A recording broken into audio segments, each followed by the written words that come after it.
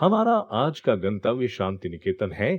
इस वीडियो में हम शांति निकेतन यात्रा को चरण दर चरण कवर करेंगे।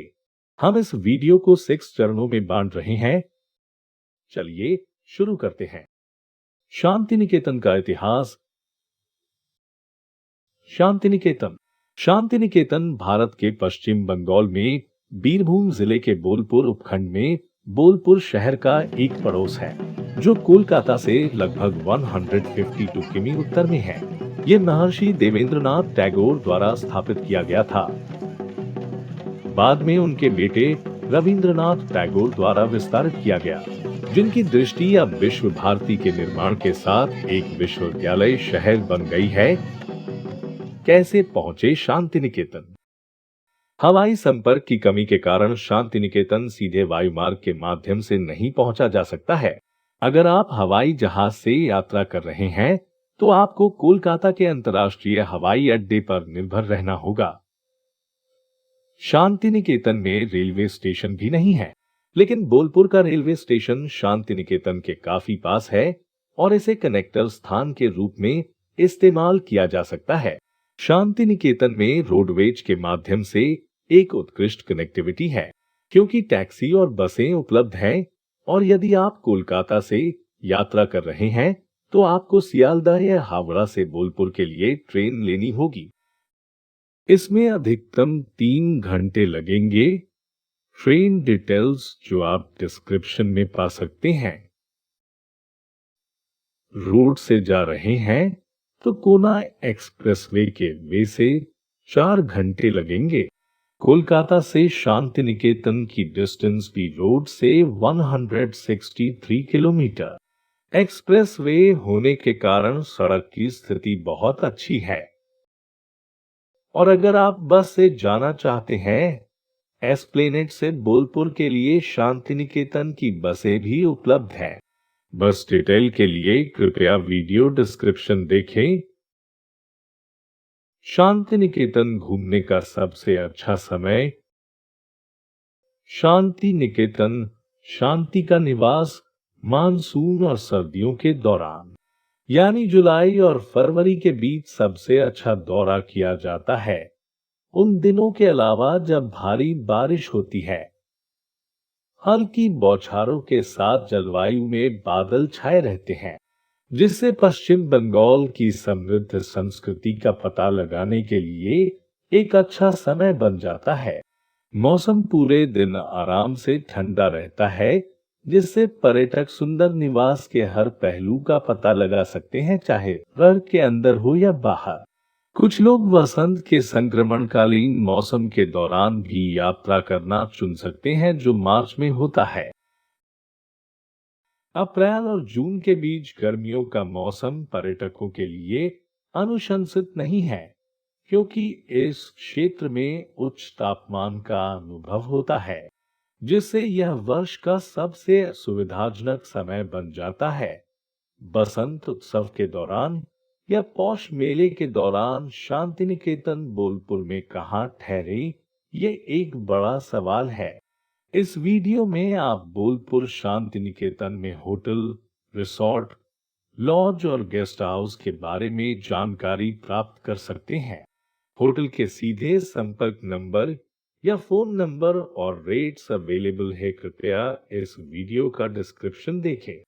मैंने शांति निकेतन में 11 सबसे लोकप्रिय और वैल्यू फॉर मनी होटलों का उल्लेख किया है।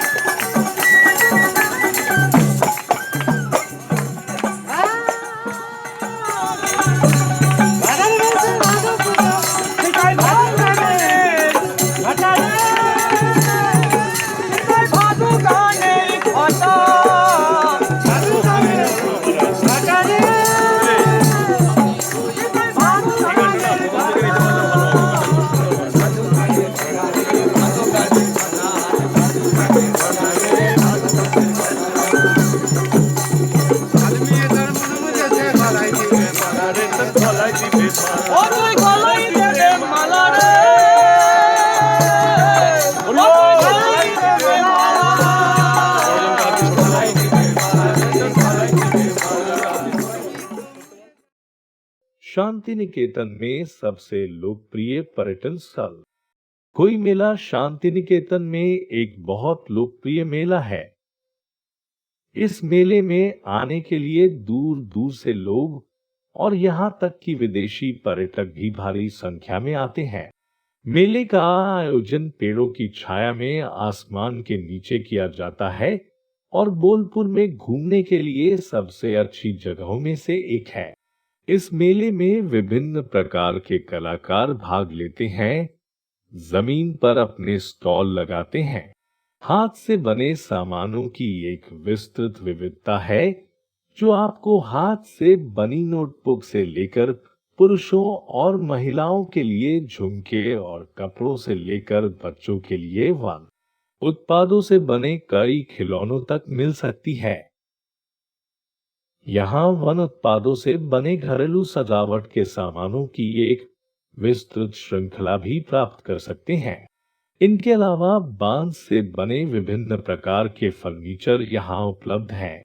अगर आप खरीदारी करते करते थक गए हैं, तो आप यहाँ पाटी सप्त और मिष्टी दोई जैसे स्थानीय व्यंजनों को आजमा सकते हैं। यह मेला शनिवार को ही लगता है।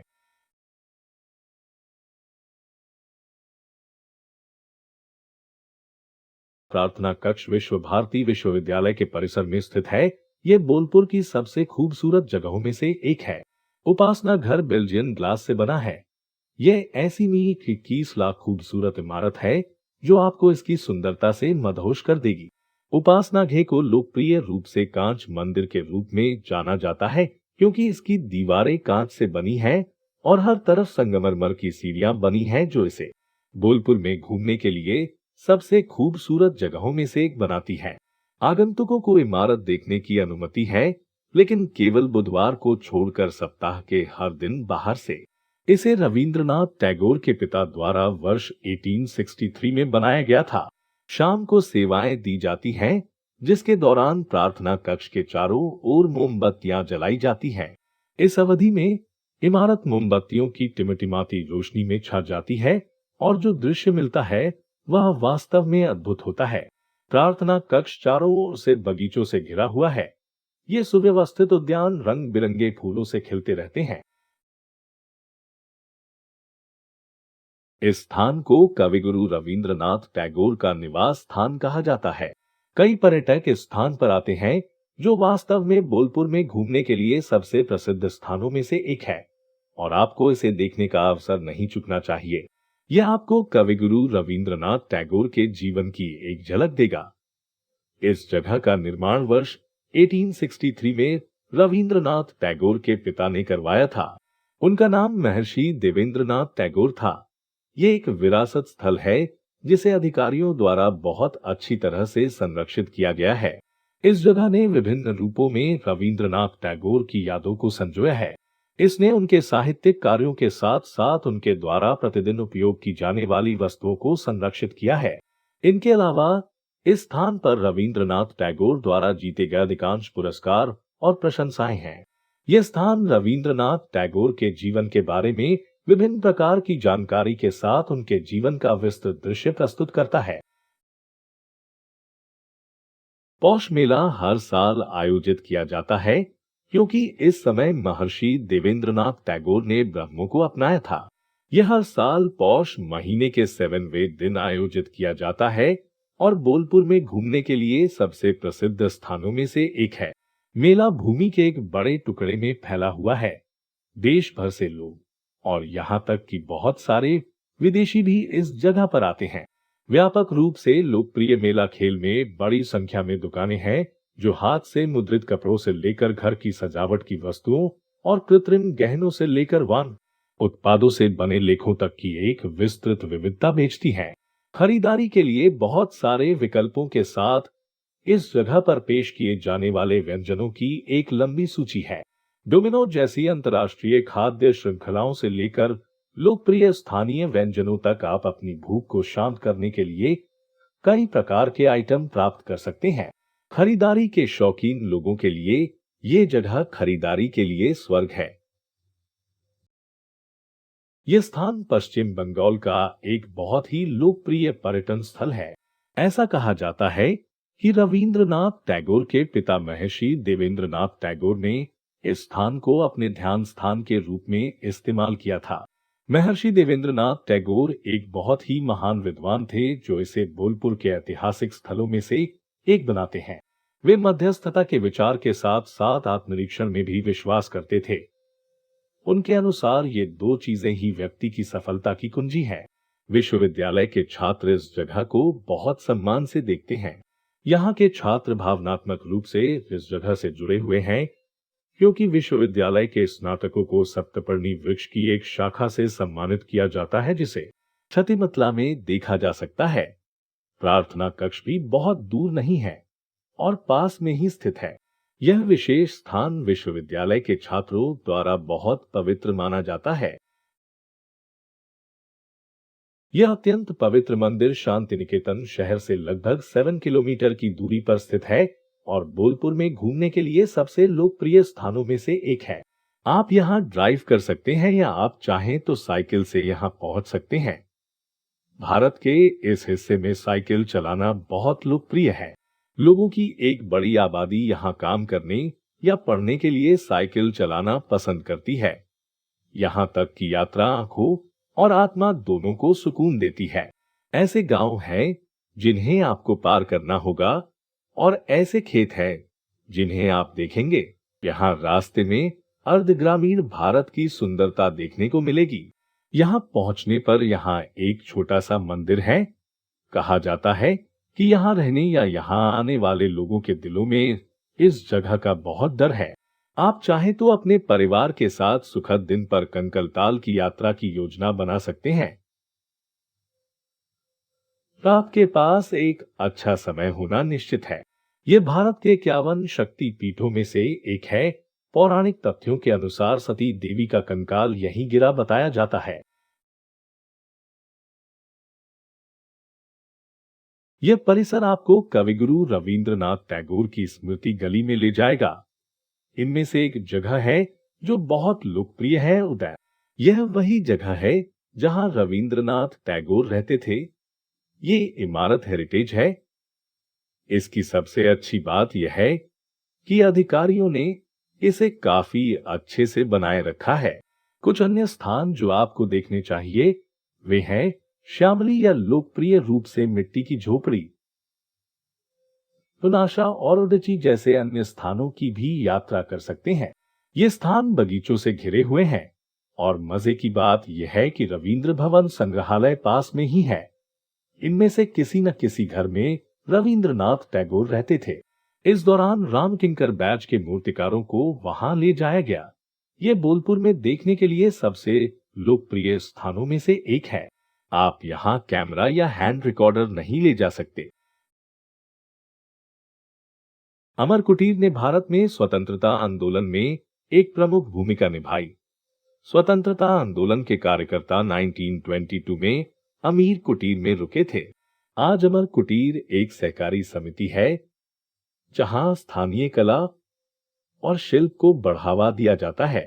यदि आप स्थानीय कला को बढ़ावा देने के लिए लोगों द्वारा बनाई गई कला और शिल्प लेख एकत्र करना पसंद करते हैं तो अमीर कुटीर आपके लिए एकदम सही जगह है। ये सोसाइटी बोलपुर के सबसे अच्छे पर्यटन स्थलों में से एक है जहां आप कांथा सिले हुए साड़ियों, बाटिक काम की वस्तुओं, चमड़े के सामान और बांस के शिल्प जैसे हस्तनिर्मित लेख खरीद सकते हैं। अगर आपको शॉपिंग का शौक है तो आपको अपनी वेकेशन पर इस जगह को देखने से नहीं चूकना चाहिए। अमर कुटीर पश्चिम बंगाल में घूमने के स्थानों में से एक है क्योंकि यह स्थानीय कला को बढ़ावा देने और महिलाओं को रोजगार के अवसर देने के लिए जाना जाता है। बल्लभपुर वन्यजीव अभयारण्य और हिरण पार्क उन सभी वन्यजीव प्रेमियों के लिए एक उत्कृष्ट स्थान है जो बोलपुर में घूमने के बारे में सोच रहे हैं, जहां वे शहर के जंगली पक्ष को देख सकते हैं। बल्लभपुर वन्यजीव अभयारण्य और हिरण पार्क हिरणों, पक्षियों, गीदड़ों और लोमड़ियों का घर है। इस जगह में 3 जल निकाय भी हैं जिन्हें आपको अपनी छुट्टी पर जरूर जाना चाहिए। बल्लभपुर वन्यजीव अभयारण्य और हिरण पार्क ब्लैकबक्स और चित्तीदार हिरण के लिए प्रसिद्ध है, जिसे खोजते समय आसानी से देखा जा सकता है। यह वन्य जीव अभयारण्य आपके अगले सप्ताहांत में घूमने के लिए एक अद्भुत स्थान है। ये बोलपुर में स्थित है और 200 हेक्टेयर के क्षेत्र में फैला हुआ है। बोलपुर के खूबसूरत शहर में एक रोमांचक सैर के लिए तैयार हो जाइए। जंगली जानवरों को पकड़ने के लिए अपने कैमरे अवश्य लें।